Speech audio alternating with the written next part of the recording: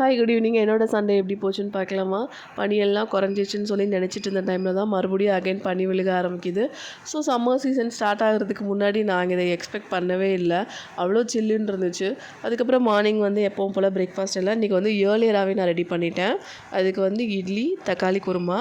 இந்த தக்காளி குருமா வந்து எங்கள் பாட்டியோட சிக்னேச்சர் டிஷ்ஷுன்னு கூட சொல்லலாம்.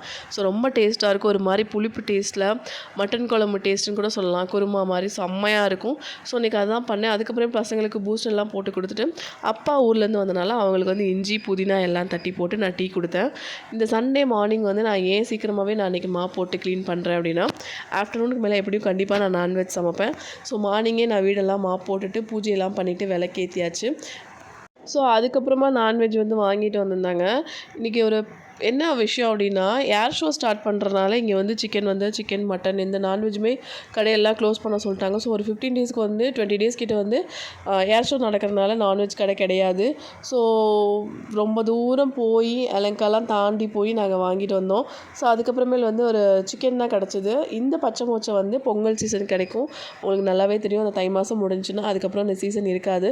ஸோ ஊர்லேருந்து அப்பா வாங்கிட்டு வந்தாங்க. எப்போவுமே வந்து இந்த பச்சை மோச்சை சீசன் கிடைக்கிற டைமில் வந்து என்ன பண்ணணும் அப்படின்னா, மட்டன் எலும்பு எல்லாம் போட்டு நாங்கள் தண்ணி குழம்பு மாதிரி வைப்போம். பட் எங்களுக்கு வந்து மட்டன் வந்து இங்கே கிடைக்கல. அதனால சிக்கன் வந்துட்டு வந்து இந்த குழம்பெல்லாம் வச்சுட்டு கிரேவியும் வச்சுட்டு ஒரு வழியாக எல்லாம் பண்ணிவிட்டு நான் ஊருக்கு ட்ராவல்ஸ் கிளம்புறக்கே நைட் டைம் ஆகிடுச்சு.